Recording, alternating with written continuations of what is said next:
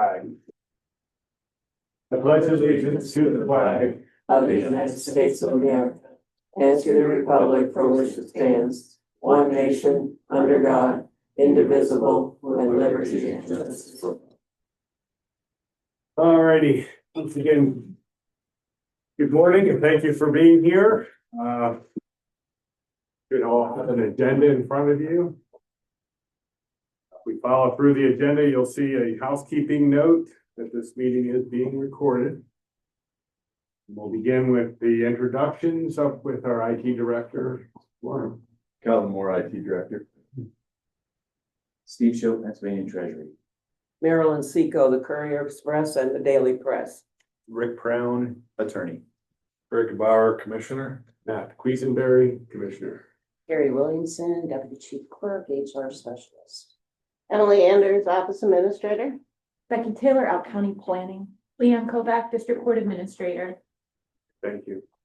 And we'll note that Commissioner Lecker is absent this morning. She is over at the high school, I think, St. Mary's area high school, receiving recognition from Senator Chris Dush's office on our behalf for the work that has been done by the Cameron Elk Suicide Prevention Task Force. So they're doing a recognition event that she is representing us at. So we appreciate that. Also, Chief Clerk Pat Straub is also absent this morning. He is on sabbatical in Tunisia, is he? Where is he? That's not right, is it? He's in the Susquehanna River. He's in the Susquehanna River. I hope not. Mr. Greercar. But anyway, Pat is away at a PCOP event in Harrisburg. So he is also unavailable, but in his absence, we have Carrie Williamson here who will be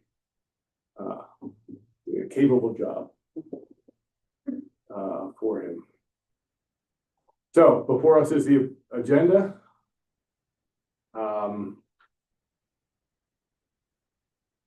Would we want to approve the agenda or would you recommend I'll make a motion to approve the agenda with adding Steve Shope on under presentations. Thank you. And I will second that. All those in favor, please signify by saying aye. Aye. Okay. The agenda is approved with that change. Next is the approval of the minutes from the February 5th, 2026 Commissioner meeting. Any corrections, additions, and edits? None. So I will make a motion that we approve our meeting minutes from February 5th as prepared. Second. All those in favor, please signify by saying aye. Aye. All right, Mr. Shope, we put you in under presentation, so if you need to get out of here, we don't have to hold you up. So Not at all. we appreciate you coming in. You said this morning you're coming in from Williamsport. You are the Program Relationships Manager? Senior, yes. I haven't had any business cards for. For the Pennsylvania Treasury. Yes, So go ahead, floor is yours, sir. appreciate it, thank you. And I go around to all 67 counties as much as I can, and when it comes to the northern counties, especially this time of year, I found that it's easier to show up than for me to schedule and then I don't come because it snows. And, you know, it's just, and I hate leaving people in alerts like that. So forgive me for just intruding, but also by the candor that you had this morning, just the jokes. I mean, it's what I remember about the county. As I was telling Commissioner Quisenberry, I used to work for the U.S. Department of Commerce. And I can remember coming here and meeting with commissioners back in like 2018 around the decennial census because we managed that in 9 days. And one of the commissioners made coffee. That doesn't happen in other counties. So this is really the hospitality in this area is great. So I wanted to give you an update on some of the things that the Treasury is doing. If you're not familiar, under the leadership of Stacey Garrity, the Treasury is the custodian of all the Commonwealth's money. So we manage $180 billion. So any kind of money, whether it's for a bridge or payroll or salary, is all managed by the Treasury. And then we have some consumer programs that get embedded with us because they're of a financial nature, and it just makes sense that we manage those. So I wanted to give you just a quick overview of those and how, and some of those were incorporating into economic development initiatives, workforce development initiatives. But first, unclaimed property, that's one people are most familiar with because it's in the news a lot. We have over $5 billion in unclaimed property. And we print these brochures, they need to be updated at least once a year because the money increases. It was 4 billion, then 4.5 billion, now it's 5 billion. And it's because no one thinks they have unclaimed property, because of course you'd know if you were missing money, but it's far more involved in that. And I would say half the people in this room have something in unclaimed property. It's just that simple. So there's more than $5 billion across the Commonwealth. Elk County alone, Elk County residents, businesses, schools have $3.9 million. So that's money in Elk County that's just available. And certainly there are instances where those people have passed away, but somebody's still entitled to that money. Businesses that have gone out, there's still somebody that can be entitled to that money. It's not the state's money. So I did bring a laptop. If anybody's interested, after the meeting, you want me to look up something, I can see the full detail because it's from that bureau. But clearly there's a ton of money. In fact, I tried to look up before I came here, just by the zip code. And it looks like your newly elected mayor of Ridgeway, like 50 entries either for them or they're someone of the same name. But again, it's worth looking up and it's worth keeping an eye on. Can you just tell, how does that happen? Where do those dollars? Well, it is a million different ways. It is, it could be payroll messed up and shorted you $20 and tried to, reissue it, never got to you. And then some accountant somewhere has to follow the achievement rules. After 3 years, that money gets turned over to the treasury. So also you find out, if you do look online too, don't fill out the whole form. Just put your last name and zip, because the more information you put in there, the more it's going to exclude. There's data in the wrong fields. So instead of an address, it might have, that's where your name is. And so it's just so many different ways. We see everything from Kmart gift card balances to, you name it. And then safe deposit box contents. Another property thing tricks people up because they think we're talking about real estate, but and we have the largest operating vault in America. So we do keep some of the stuff. When we receive the physical items, we have auctions twice a year to liquidate them. The money's still held for the rightful owners, but we don't hold on to that stuff. But our vault's filled with treasure, literal treasure. It is gold bars. It is. I think we should suspend the meeting. If you ever want to come for a tour, Right you would now. absolutely love Get it. that laptop and bring Yeah. it. Yeah. Now we keep treasures because it's good for marketing. There's every week there's media and they're doing this news story because it is lavish. It is letters from Einstein. It's baseballs from, Babe Ruth and the Mets or whatever. It's just really, but it is, but more and more people need to be checking this regularly. Your schools, especially entities, they're not looking for it and it's there.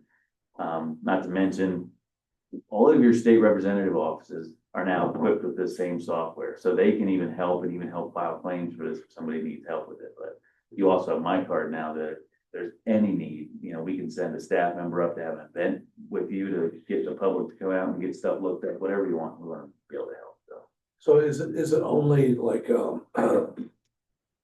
money or monetary stuff, or is it personal property too that you guys It's unclaimed personal It's property? money, financial instruments. The only instances where it becomes physical property is usually when it's the contents of a safe deposit box Right.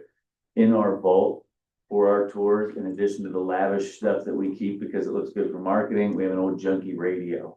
And it's just so that they can tell the story that, for instance, when police arrest a burglar that has a bunch of stuff that he's stolen and they can't find the rightful owner, Good. law says they have to turn it over to Treasury. So even that kind of stuff comes to us. Okay. We liquidate anything we can twice a year through auctions. The money's still held for whoever was the Do right. you have you guys are holding like gold bars and everything and stuff for We keep those. We don't liquidate those because it's good marketing. So when media comes in to view the vault, there's dueling pistols from the 1600. It's just, there's something beautiful to see there. It is really lavish. Are the gold bars unclaimed? Unclaimed, yeah, everything in that room is. I was missing some gold bars. I'm sure you were. Yeah. It's run gold. You guys don't liquidate stuff like that, right? We choose not to, just because it's, like I said, good for marketing, good to keep awareness, raise awareness. The other thing is military decorations, Purple Hearts, things and things, and military decorations don't come with a serial number, so they're very hard to return. So we have staff that are trying to investigate and do what they can to locate a living relative or descendant. since Treasurer Garrity's been in office, I think she's returned like over 500 military decorations, and it takes a lot of work, so. But yeah, things like that, obviously, we would never liquidate or get rid of military decorations, but yeah. So, yeah. But if you're ever in Harrisburg on other business, I know CCAP and things going on, make plans ahead of time. It's, like I say, it's an amazing boat, still has the technology from turn of the century. It's, We will be there for Yeah. the CAP conference, Monday, March 16th. okay, nice, I'll be knocking on the door. nice. So is there like a public website that somebody can log on to and? For the unclaimed property? Yes. Yeah, in fact, the easiest way is just go to patreasury.gov, and then in the top menu there, it says consumer programs that lists all these ones that I'm gonna talk about. So you can start right there and go do a search. And again, just put last name, zip, or if you're looking up an entity, just put part of it in there, because the more specific you are, the more it's gonna exclude. And then if you see something, it won't tell you the amounts, it'll tell you for each one, whether it's over 100 or under 100, but if you reach out to me, I can, in that laptop I have today, it'll tell you everything you want to know. So yeah, money, good money. I'm glad you showed up today. That's incredible, 3.9 million in Elk County. Just in Elk County, Out of- yeah, because Who's that? They have a lot, He says there's 5.9, so that's more than half. 5.9 billion. Oh, okay. That's a much bigger number, but I'll take the 3.9 million. Yeah, still. Corner of the earth, that's crazy. Yeah, that is nuts. Yep, and especially for people, because again, it exists in perpetuity until somebody actually claims it. So these people that have passed on, there are descendants, relatives, somebody is entitled to that money. So if a business closes up, it's a little harder, if somebody can't show the direct connection to that person that owned it or something. But if someone purchased a business and took over, they're entitled to that old business's money. So, yeah. Well, I think it was over a year ago, I filed for what was missing less than $100, but I haven't gotten any response or anything, Really? really. You should see him after the meeting. What's that? You should see him after the meeting. Yeah. Yeah. We actually started things, the legislature keeps improving the process, because now we're able to search the database, and if things meet certain criteria and qualifications, they're simplified, there's not joint owners on something. We don't even have to wait, we just issue the checks, like, you just get a check, you get a letter in the mail saying, hey, this check's coming, and then you get the check in the mail. So if it meets some of those criteria, that happens, but I'll look that up for you. Have a minute. How do you know that it belongs to somebody? I mean, you have to have the documentation, like there was something through an estate or something that wasn't claimed. Yeah, But you'd have to have that documentation, right, to show that. well, I mean. Those gold bars belong the to- secret process requires money that sits dormant to be, so the person who was the original holder is listed. Now, the amount of information that's placed on the website and in these laptops is different than what an examiner might have in the office, but. Yeah, it could be your bank, it could be Kmart Corporation, it could be whoever. Again, they're constantly going through their records. As soon as something ages out to 3 years, it has to be, by the law, has to be turned over to Treasury. So that's all they're doing, is taking that money. Usually, who the owner is of the property, whatever details, contact information, address, and then who the holder was, the bank, whoever that, institution was holding the money. So, yeah. I got 3 more programs here. One more question, what about the interest, the $5 billion, are you on an interest bearing account, or how does that, The public, the owners aren't entitled to interest on the money, it's held. with the Commonwealth? Well, the Treasury, and the Treasury is an independent row office, so, and as I explained with some of these other programs, these programs are all designed for the benefit of Pennsylvanians, so whenever possible, money is just put back into those programs that we're able to do without using taxpayer dollars, so interest is one of the ways to break. All right, let's move on. No, I could talk all day, I don't hog up your whole meeting here.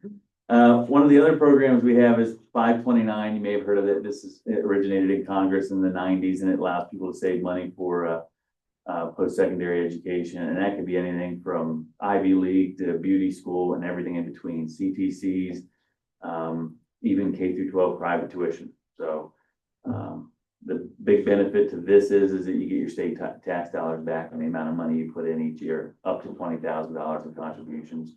And these are accessible. If somebody wants to create a college account and you want to go through like Edward Jones or a company, you're going to pay fees and commissions and all that stuff and have minimums you have to do. You can create one of these accounts online in minutes. And the powerful thing about these is that they're accessible to anyone, regardless of who you are, because you don't have to fund it. And then when you do start making contributions, we require a minimum of $1,000. We just want people to have these. And it's relevant, particularly in planning and economic development, which is my background. That all the research says that a child that has a post-secondary education savings account is 3 times more likely to enroll, 4 times more likely to graduate, regardless of how modest the amount in this account is. Just having the account changes the parent, changes the child, the earnest expectation. So the more accounts get open, the more likely people are going to actually go ahead and pursue that. Now, we promote these up here, even in the northern tier. I mean, I speak at economic development summits. I'm probably the only nerd. Is someone from planning here? Yeah. Yeah. So having worked for the Department of Commerce, I'm probably the only nerd that has read every SEDS document in the Commonwealth of Pennsylvania. So every comprehensive economic development strategy, and particularly in the northern tier, they mentioned lack of post-secondary education as an impediment to their economic development. Hard to attract employers. Kids that do go to college go away, they don't come back. The population's shrinking. It's all these things. And this is not the solution, but every county commissioner group we've asked, because employers across the Commonwealth are now adding several of these programs to their economic or their employee benefits package, because it doesn't cost them anything. It adds value and it ultimately improves economy and community over time. So, we speak about that because in workforce development and pipeline, education is a key component of that. And this is, because it's offered by the state, is accessible to anyone. And it's become a valuable tool. And we believe so much in that data that, again, we got legislature to enact Keystone Scholars in 2018. So every child born to Pennsylvania parents, January 1st, 2019 or after, we create and fund a scholarship account with $100 in it at birth.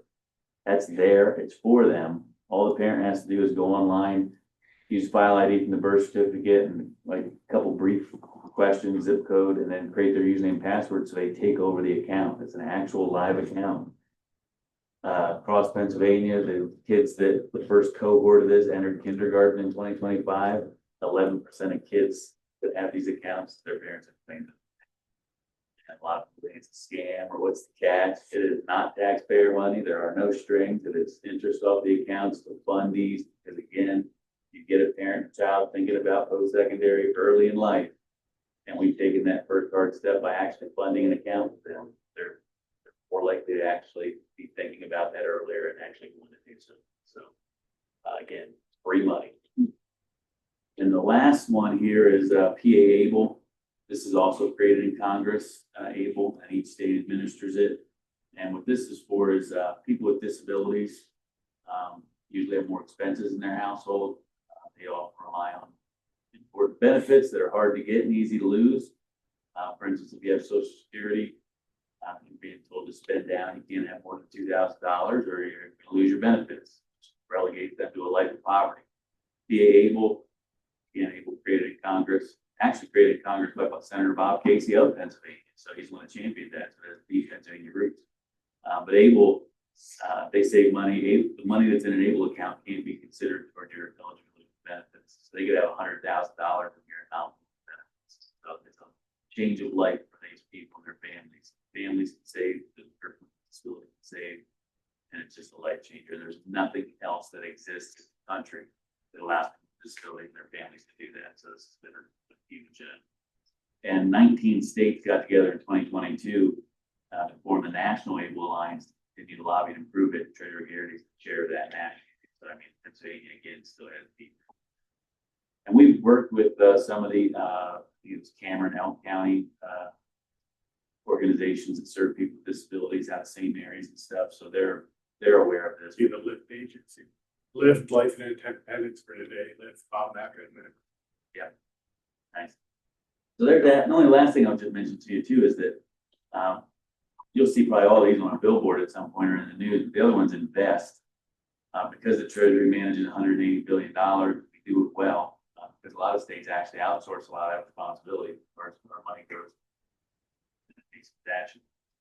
We have an invest program, which is only for 501c3 and C6 nonprofit organizations and local government, that they can put their money in pools, and they get promises about interest rates and stuff, but you're not going to get better interest rates somewhere else, and it's always liquid.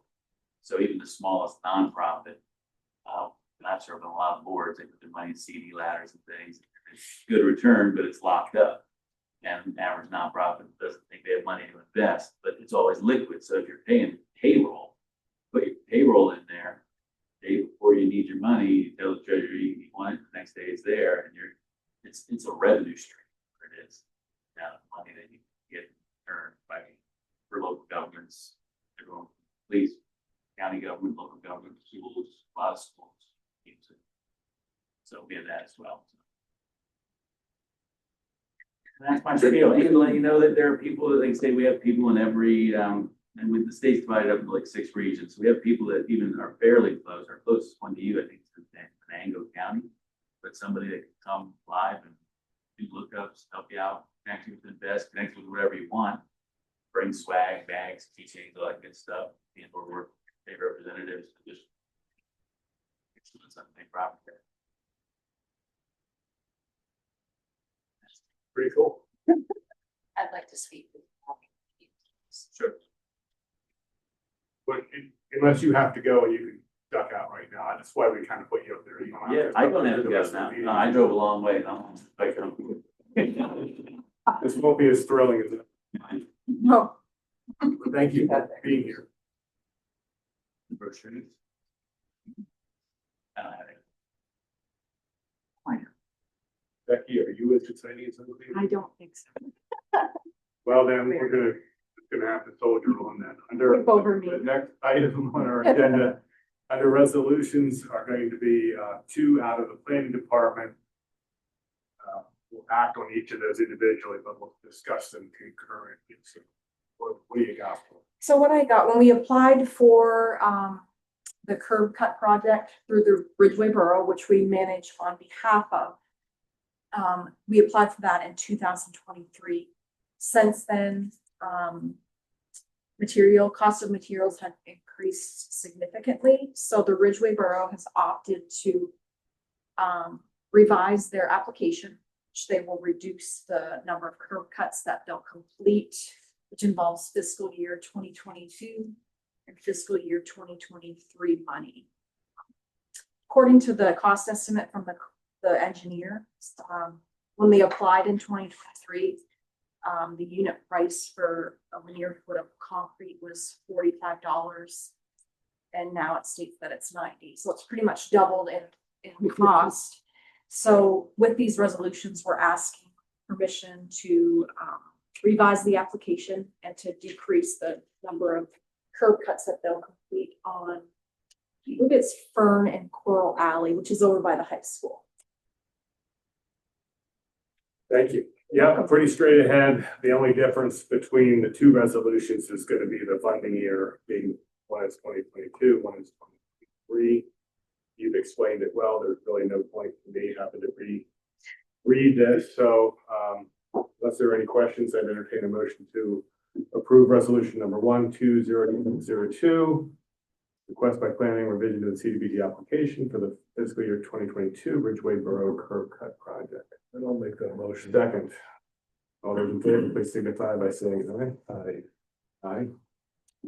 Resolution number 2026-03, request by planning revision to the CDBG application for the fiscal year 2023 Ridgeway Borough curb cut project. Motion approved. I'll make that motion. Second. All those in favor, please signify by saying aye. Aye. Aye. Okay. Is that exciting? Yeah. Thank you.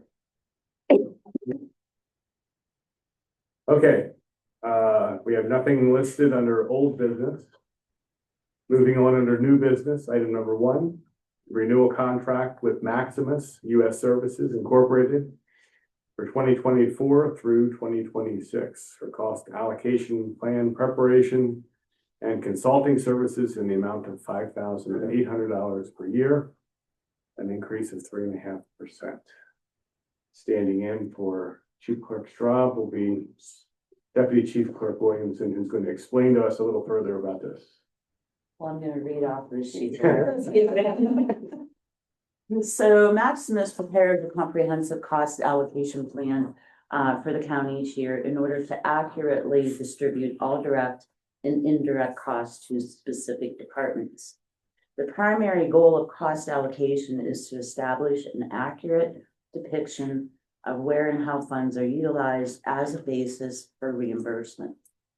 Cost allocation plans are required for domestic relations and children and youth services. The state reimburses CYS costs at 80%, with the county at the remaining 20%. Domestic relations at 66 2/3, and the county at 33 1/3%. These substantial reimbursements reduce the financial burden on the county and allow us to leverage our resources for these valuable services and programs. The state is heavily involved in the budget preparation and budget approval process for each department, and the cost of the Maximus cost allocation plan is an eligible expense for state reimbursement. Therefore, the net cost to the taxpayer is much lower than the gross fee amount.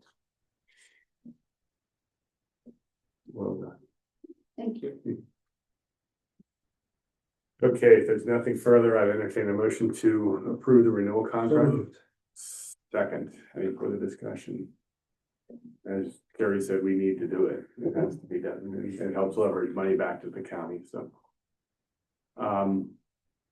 All those in favor, please signify by saying aye. Aye. Aye. Any opposed? All right, and number 1 is approved.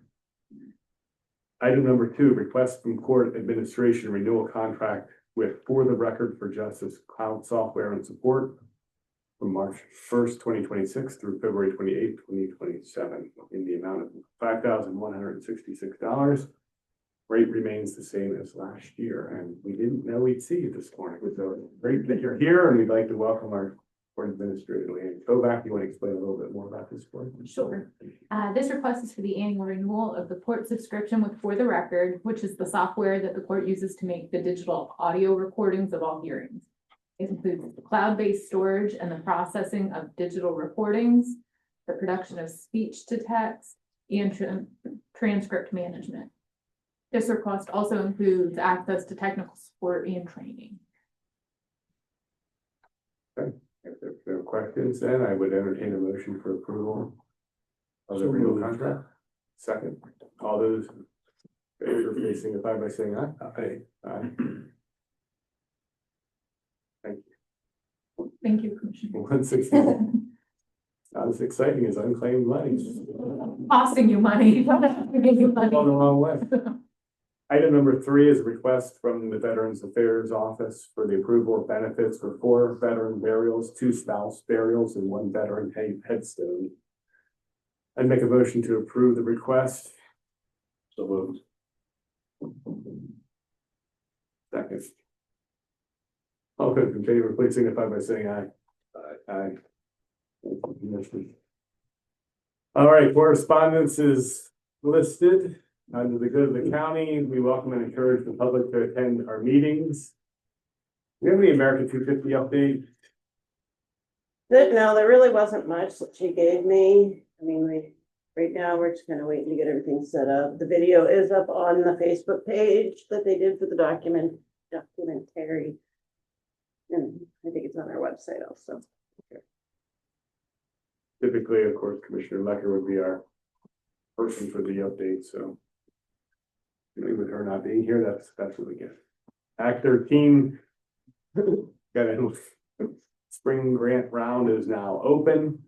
Last date to receive applications will be the end of the month, February 28th, closed business.